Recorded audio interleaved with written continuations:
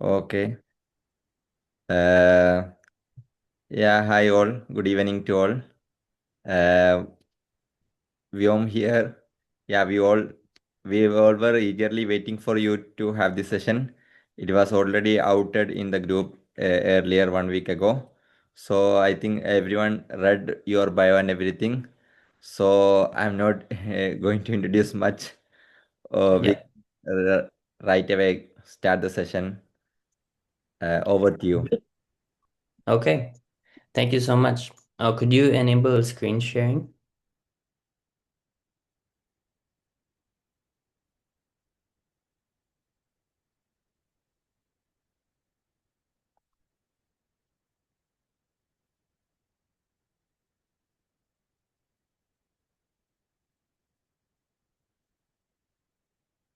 All right. Can everyone see my screen? Yeah, it's visible. Yeah. Great. Well, yeah, welcome everybody. My name's Vyom, and today I'm talking about navigating research literature and finding your way in this unfamiliar and inaccessible landscape. Um, I just want to give thanks to my partner, Eloisa Aguirre, who helped me shape this presentation a lot. She's an amazing educator, and I hope you get to connect with her someday also. Um, so just to briefly introduce myself, this is me when I was a child in Gujarat. I grew up in Gujarat, and I moved to Texas when I was 16 and in the US. And there somehow this child studied neuroscience at University of Texas at Dallas. And now this child is in the MD PhD program at the University of Washington. Um, Before I keep going, please interrupt me for any questions or comments, or if you can't hear me or anything like that. And what I'm doing right now is I'm studying the retina, which is this layered neural structure on the back of your eye that transforms the light into electrical signals for your brain that creates the visual world that you see. And what I do with the retina is I have this recording setup, which is this rectangular array of electrodes that if you zoom in, they're very tiny and they're spaced 60 microns apart. And I cut a small piece of animal retina and place it onto the array, and I'm able to record from retinal cells. And just to show you a quick video of what that can look like, we're able to record from hundreds or sometimes thousands of these retinal cells. So I'll just play this quick video. I'll pause for a second to explain. Each circle here is one cell of a particular cell type, and it represents the area of the display that of the visual field that that cell is responding to, and the color represents its response. So the brighter red response is um, a higher response. And this is of one cell type, this is another cell type. And in a little bit, it will flash these two squares and you'll see, okay, it responded more to the left square. And don't worry if none of this makes sense. I just want to give you some flavor of what I'm doing. I'm curious, what are you all currently studying or interested in studying in the future? Um, Please feel free to throw it in the chat or unmute and share. I would love to know.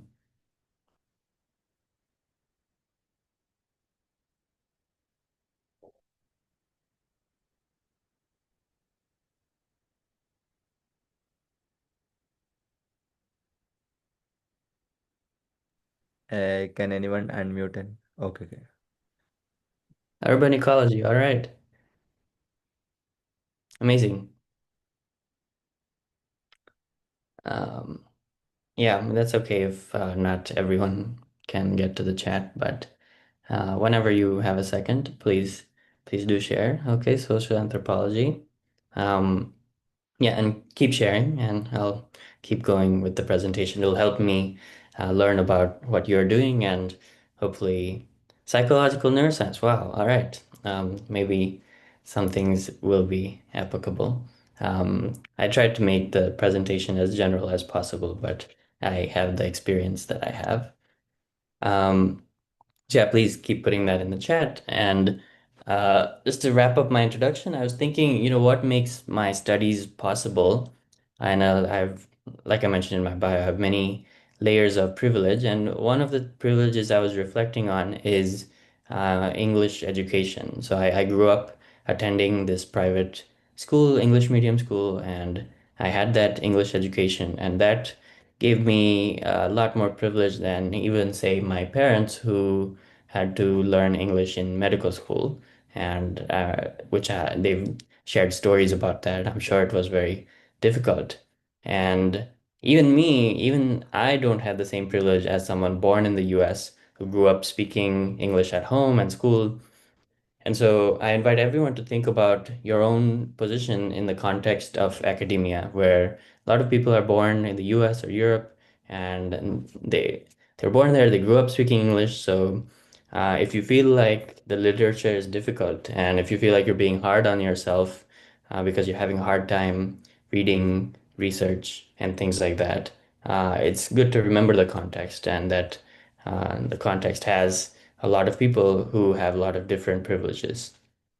Um, so, okay, I also want to ask this question, that who here speaks English at home? And if you don't, what language do you speak at home? Um, I'll share. For me, I speak Gujarati at home. Um, and I'm just asking about this and sharing this because uh, yeah, just over my recent work and especially working with students, this is a big thing that um, we have to, for the most part, read and write in English in academia, and that's not always the most accessible thing.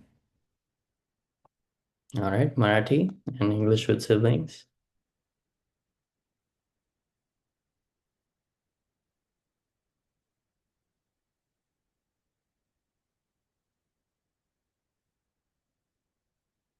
Hindi at home.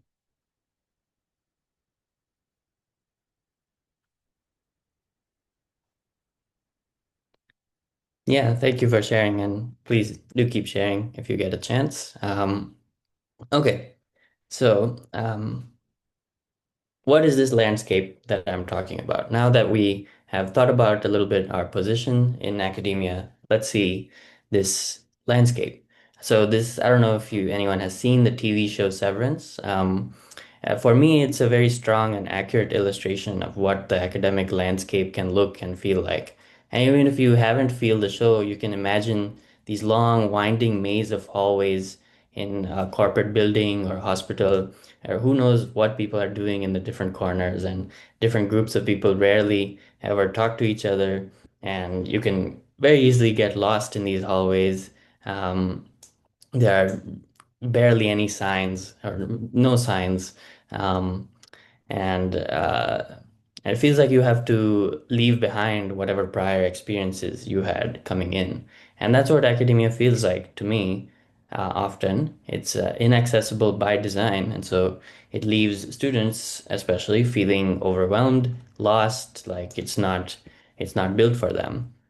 um, and so anyone here that's excited about academia and disappointed to hear this perspective on how it can be harmful and exclusive, um, you can probably remember that, like Dr. Ambedkar, you can find your way. And so I came across this social media post recently reflecting and remembering Dr. Ambedkar's enrollment in the English medium first grade of his high school on November 7th, 1900.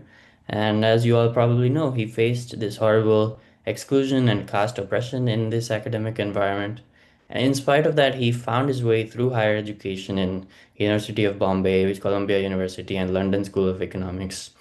So even though these academic environments are built to be inaccessible and to exclude, you can react similarly to Dr. Ambedkar. And then in spite of that, like literally in spite of that, you can make your way. Um, so in academia, not just when you're right outside academia, you will encounter lots of walls.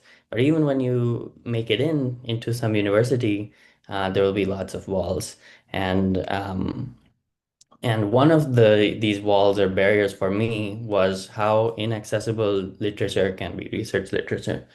Um, and my biggest tip for you in encountering this wall is to get community support, to not navigate the literature alone. And you're already doing that in a way. You're here through this organization, amazing organization. You're connecting with people. I would say keep doing that as much as possible. And throughout this talk, I will try to mention different ways to get community support as you navigate the research literature.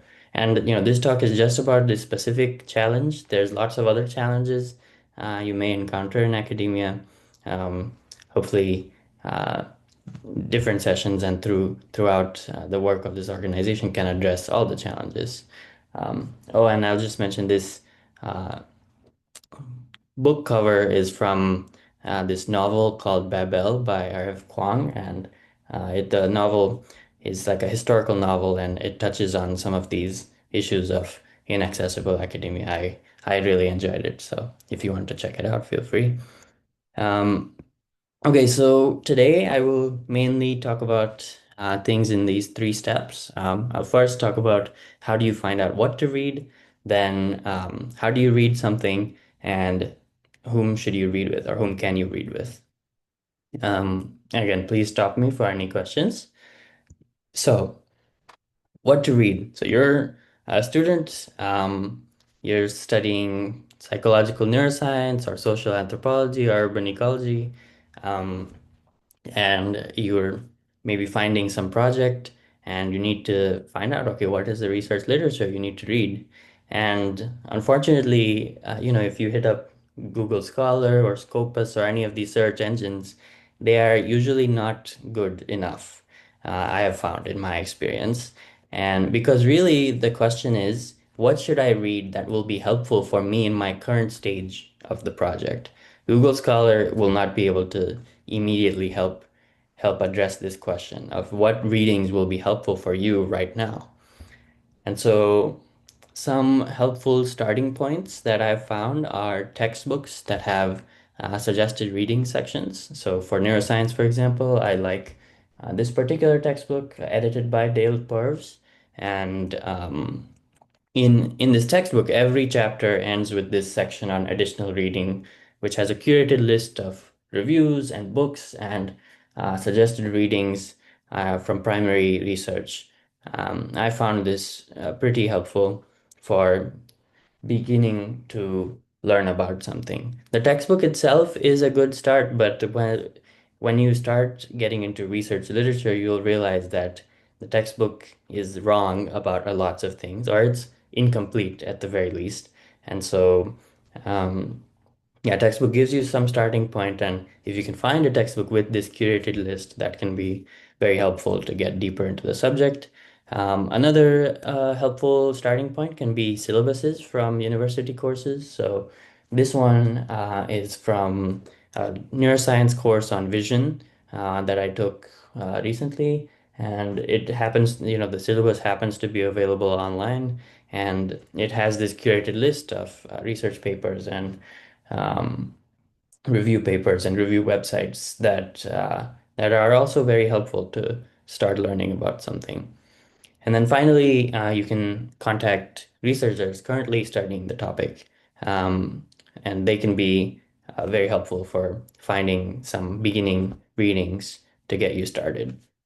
And I will say that doesn't just have to be faculty or professors. Um, just give an example. I used to think, oh, that my PhD mentors, they have absolute knowledge about the field. They are the experts. And yeah, well, I won't get anything else from talking to anyone else. But I just give this example story where I was working on my project and I talked to another student who was studying something different in the same, he was in the physics PhD even, but he was in a neuroscience lab. And he pointed me to a research paper that turned out to be very important for my project, and uh, it gave me a great uh, foundation to build my project on. And then I brought that research paper and my understanding of it to my PhD mentors, and they were surprised. They were like, "Oh, they knew about that paper, but they didn't think that it would be helpful in this way." So everyone had their limits, and that's just one example of how community support is good. It's good to connect with as many people as you can.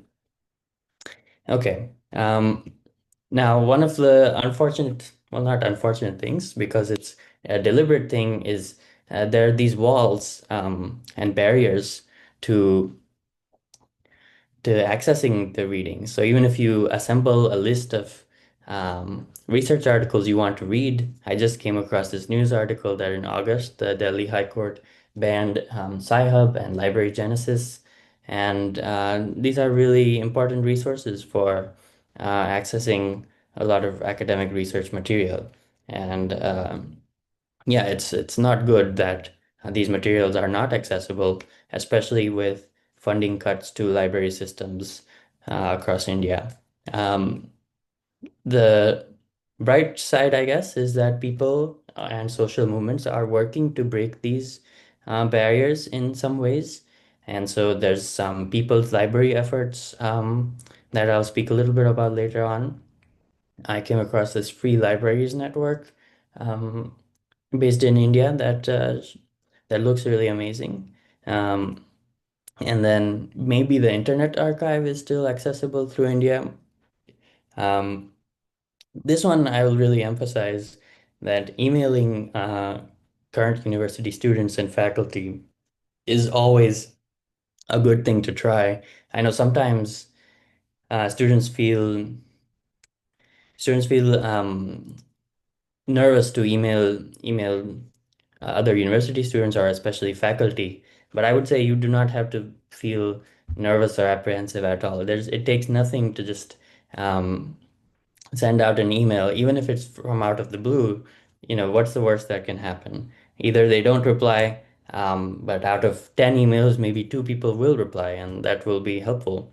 So especially if you are reading some research papers, for the most part, especially the authors of the papers, are happy to share the full PDF, and they want you to, oh, we need to let somebody in.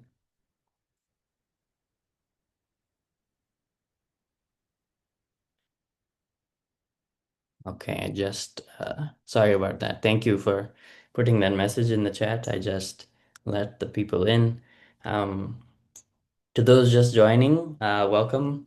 I'm talking about navigating research literature, and um, one of the barriers you can encounter is this, um, not being able to find the full PDF or the full copy of the research article you want to read. And I'm encouraging you all to feel free to email university students and faculty, especially the authors of the article, who, for the most part, would be happy to share the full PDF.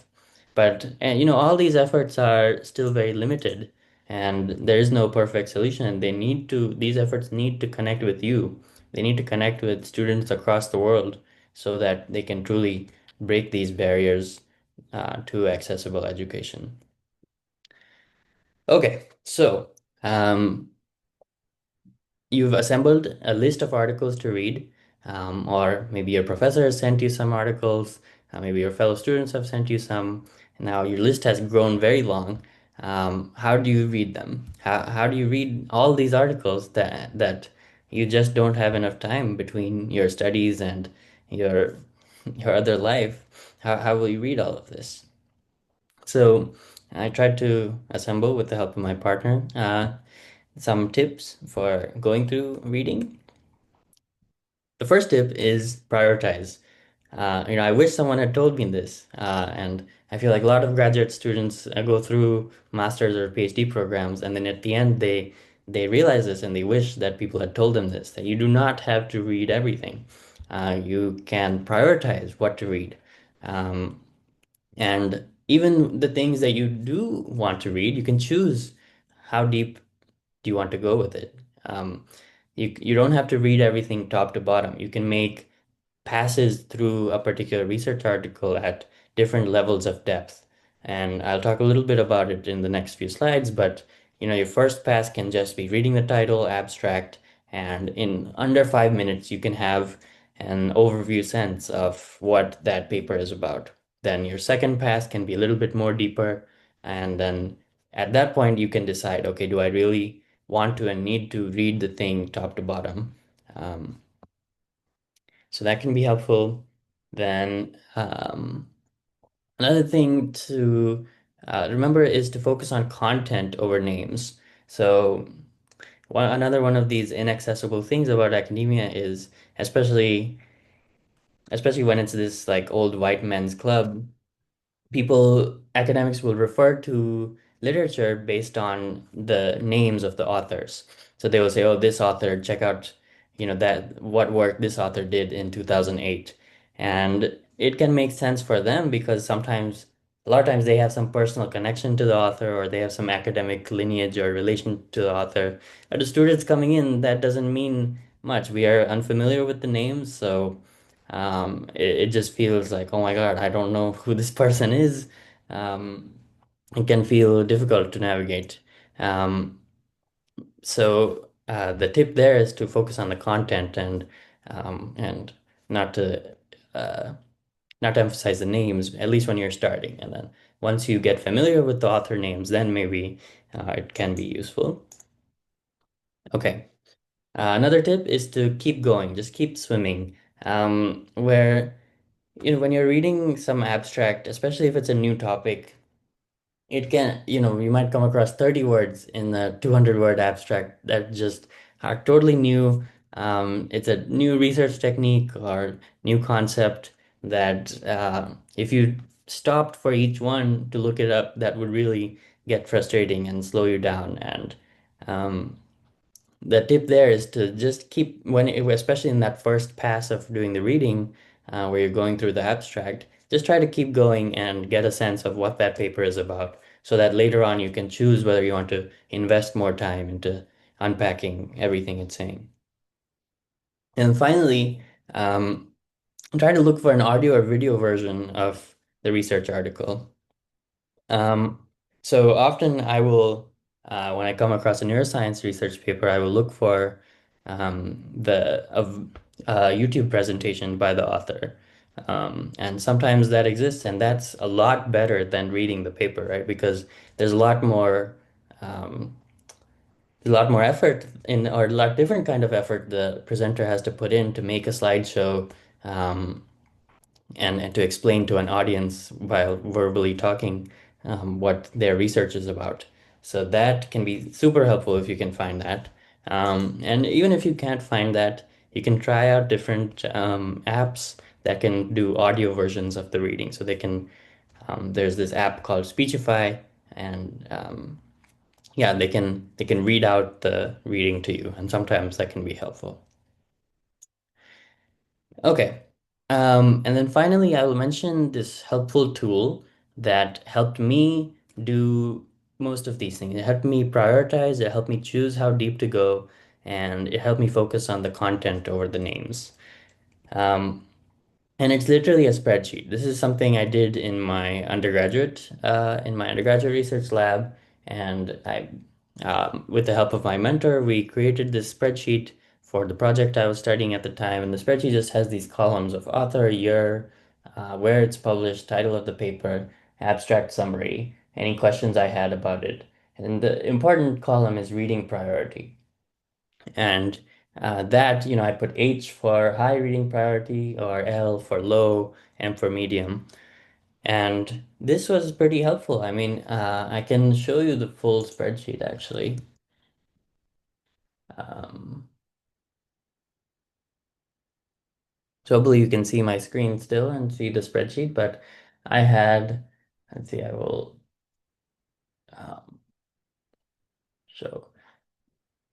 I had 51 papers or 50 papers here that I entered in this spreadsheet when I was studying this. And it's been years since I looked at it, but it's still it's useful in that when I come back to it and I'm like, okay, what was this paper about? I can see the title, see the abstract summary, and get a pretty fast reminder of what that paper was about, what I was thinking when I came across it. So it can be a nice way to organize your readings and, yeah, and importantly, decide what you want to read, what is relevant for you in that project. Um, Now, since all those years in undergrad that I did this exercise, I reflected on it and I realized that I don't actually do things like this anymore. So even though I appreciate the way my undergraduate research mentor set me up with this, um, now the way I do things is a little bit like this, where just like I said about not focusing on the authors' names, I would suggest moving those columns towards the end, especially yeah, when you're just starting to learn about a topic, because those will be less meaningful than the content of the title and the abstract highlights.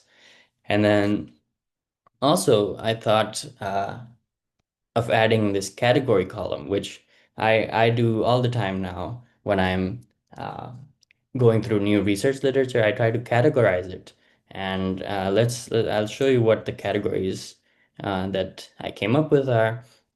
So I'll just click through all of this and then explain them. So we came up with these four categories. One of them is a review paper, and this one is like the gossiper, that the author is just gossiping about different authors and different published results, but they themselves are not presenting any data that they've collected. There can be these introductory research articles that explain the basics of research approaches that are foundational for the topic. Um, and then there are these specialized categories, and which is the lab scientist doing experiments, collecting data, and one of them is needs background category, meaning that it's assuming a lot of prior knowledge of different concepts and techniques. And so it may not be a good idea to read it first, and maybe you have to build some background with some background readings. Um, and finally, the self-contained category, which means that that reading doesn't require other readings to understand its content, that it's well explained within that paper. And yeah, so these are the categories that we came up with, and all of these categories are useful but for different purposes. I've found that when I'm just learning about the research topic, when I was learning about the retina, um, introductory papers were great, self-contained papers were great. Needs background papers really were frustrating and took me years to first build up the background so that I can understand them. And then review papers can be helpful for finding some of these papers. So I hope that all makes sense. And again, please stop me for any questions.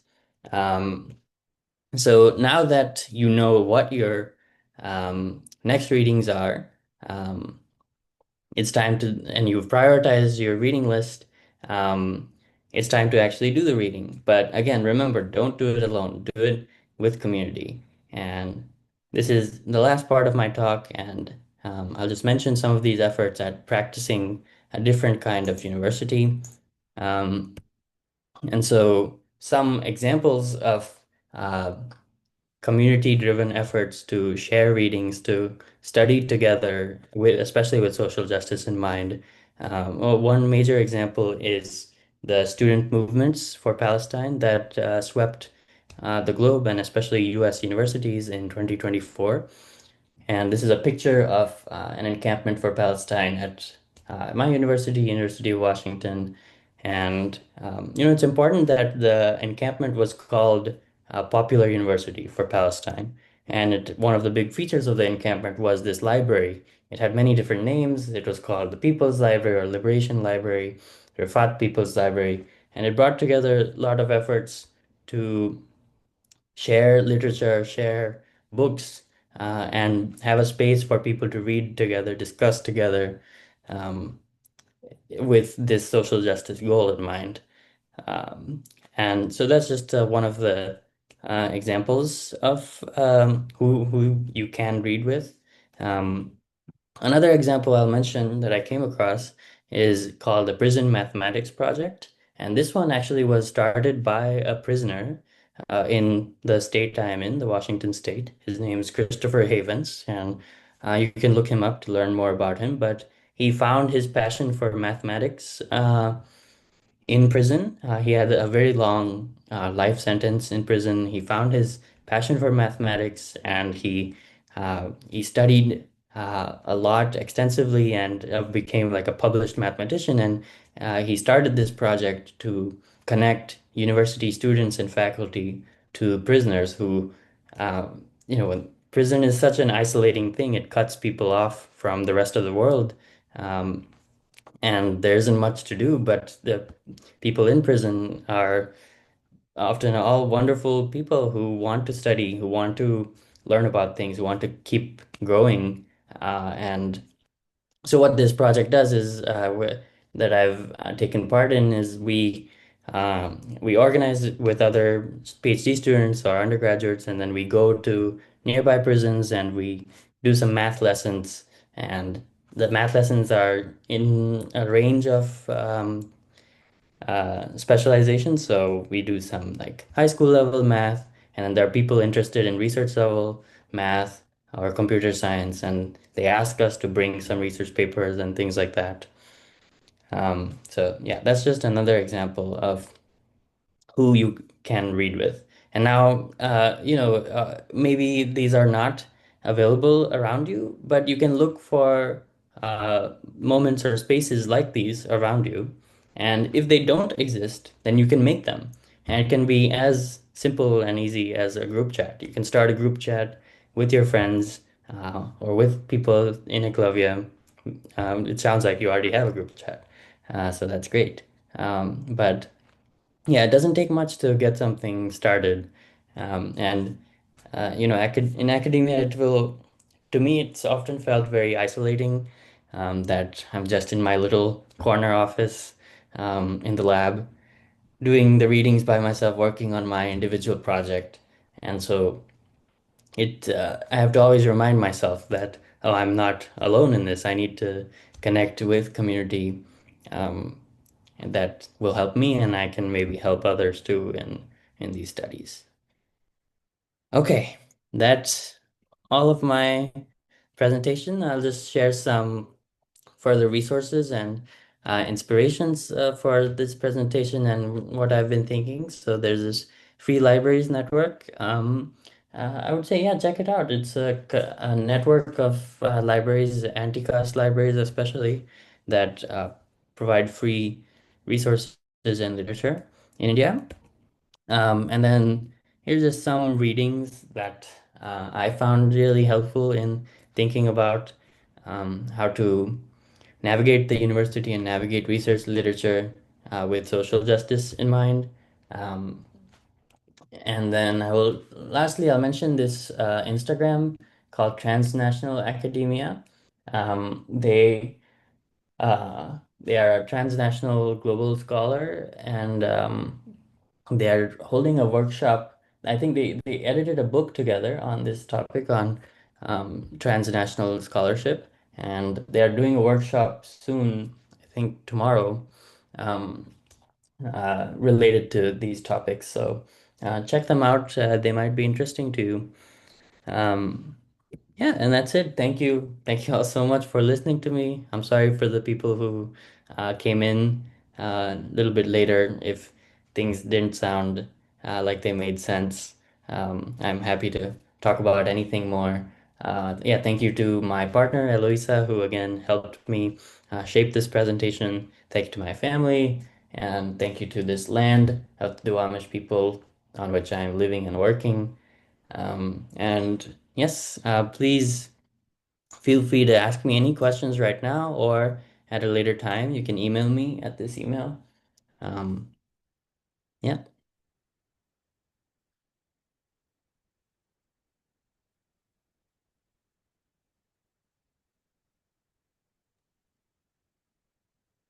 Thanks, Vyom, for this wonderful session.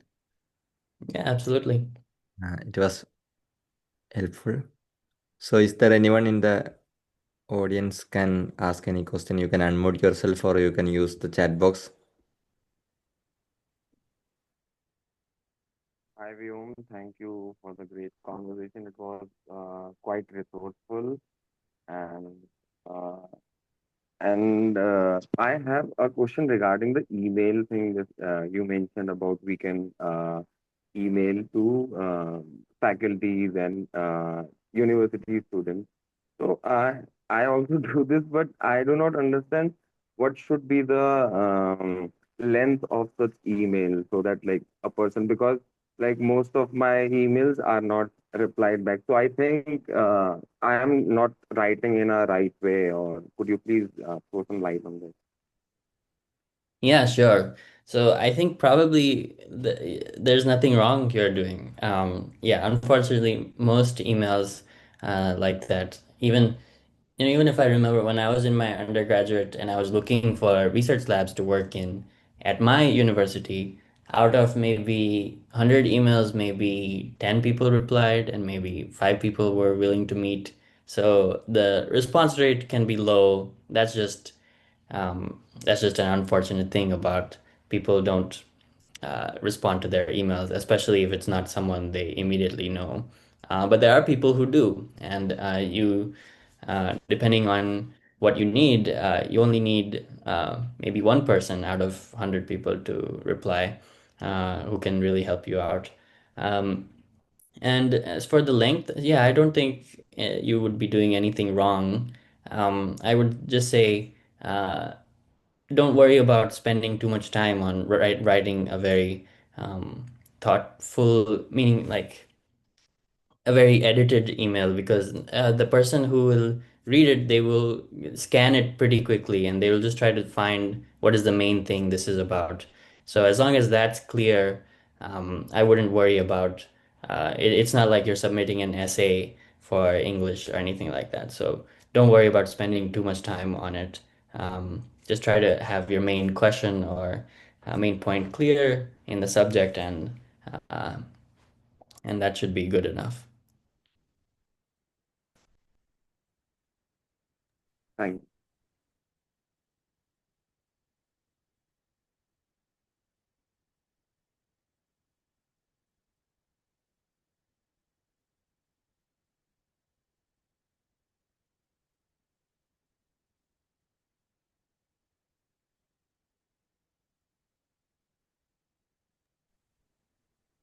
Anyone else with any other doubts?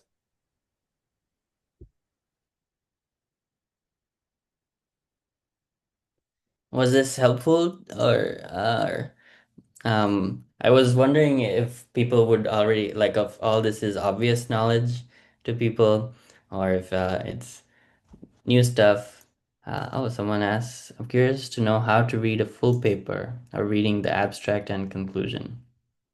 Yeah, that's a great question, and maybe we can cover that more in depth in future sessions. Um, Depending on the paper, um, oh yeah, that's a great suggestion for using ChatGPT for drafting emails. Yeah, that can definitely be a useful tool. For reading a paper, you can. I will share this paper that was shared with me in my graduate school called How to Read a Paper. It's just a two-page paper called How to Read a Paper, and it suggests this method of kind of what I mentioned in the presentation of doing three passes. So in your first pass, you just read the abstract, and I think you read the section titles, and then you read the conclusion. Um, and then in your second pass, you read a little bit deeper. And your third pass, you read even deeper. Um, so I think that method can be pretty useful. Um, but depending on um, what you're reading exactly, uh, we, I, it would we can work on that more to have more specific advice. Let me find this how to read a paper thing. I can attach it.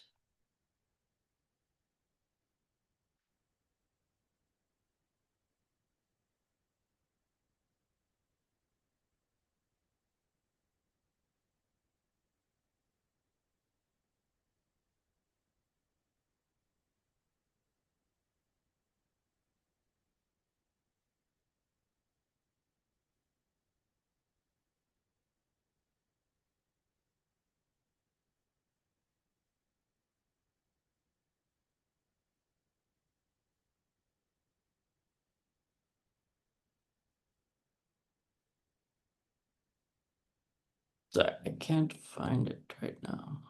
I think. Okay, found it. Right.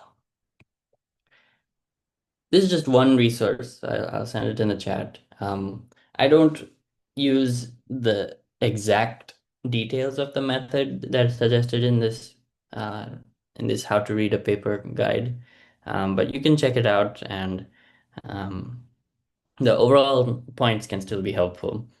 Um, okay, how to find research gap in paper. So that's a great question.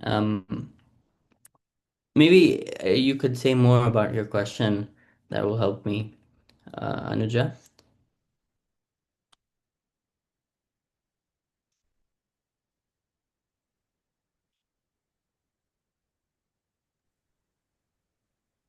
Anuja, can you unmute and give some more explanation to your question? I don't mean to put you on the spot. If you can't unmute, or that's okay. I'll try to respond. But um, maybe your question is about you're reading some neuroscience paper and you're trying to find uh, yeah, what's the research gap that you can build on in your own project. And if you're lucky, the paper will have a future direction section in the discussion, um, talking about what's left unanswered, um, and that can inform you, um, like to find ideas and new invention. Yeah, that's all. I mean, that is always one of the major challenges in reading research literature, and I've found it's usually hard to do. Yeah, I think the same thing I've been saying in the presentation. It's hard to do alone. So, um, guidance from research faculty mentors can help, or from talking with other students who are reading this research can help. Um, but yeah, I think depending again on the specific topic uh, you're looking at, we can examine that more and get more specific advice. Sorry, I don't have more specific advice for that.